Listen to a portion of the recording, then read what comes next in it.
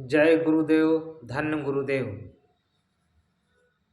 सभी जनमानस के लिए नमन बंदन प्रणाम।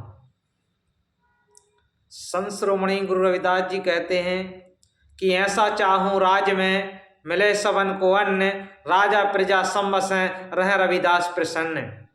संत शिरोमणि रविदास जी ऐसे राज्य की स्थापना करने के लिए प्रयास कर रहे कि मैं ऐसे राज्य को स्थापित करना चाहता हूँ जहाँ राजा हो चाहे प्रजा हो, सभी एक समान रूप से जीवन यापन करें।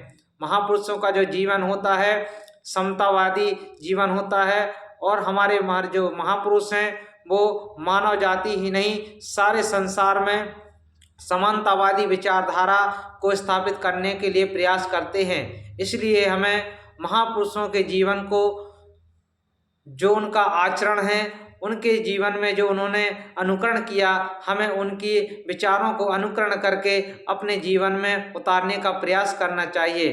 क्योंकि कथनी मीठी खाण सी करनी विष की लोए, कथनी करनी एक सी तब विष से अमृत होए। क्योंकि महापुरुषों का जो जीवन है वो उस राह पर चलने के लिए होता है, केवल कथनी करने के लिए नहीं होता है। तो महापुरुष इस संसार में आते हैं और जनमानस को समझाने का प्रयास करते हैं और सारे संसार को एक दृष्टि से देखने के लिए निर्देशित करते हैं, मार्गदर्शन दिखलाते हैं। तो आज हमें महापुरुषों की विचारधारा को जानकर समझकर हमें उस पर चलने की जरूरत है कि हम मानवतावादी विचारधारा को कैसे स्थापित करें, सारे संसार में सद्भावना कैसे स्थापित करें। जब तक हम महापुरुषों की इस विचारधारा को अपने जीवन में अपनाने का प्रयास नहीं करेंगे, तब तक हमारे परिवार का, हमारे राष्ट्र का विकास नहीं होगा, हमारे राष्ट्र का कल्याण नहीं होगा। अगर हमें सद्भावना स्थापन न करने की जरूरत है तो सबसे पहले हमें किसी को बदलने की जरूरत नहीं है, चांद सूरज को बदलने की जरूरत नहीं है, सूर्य को बदलने की जरूरत नहीं है, अग्निवायु को बदलने की जरूरत नहीं है। अगर हमें सद्भावना स्थापित करनी है तो केवल मानव के मन को बदलने की जरूरत है।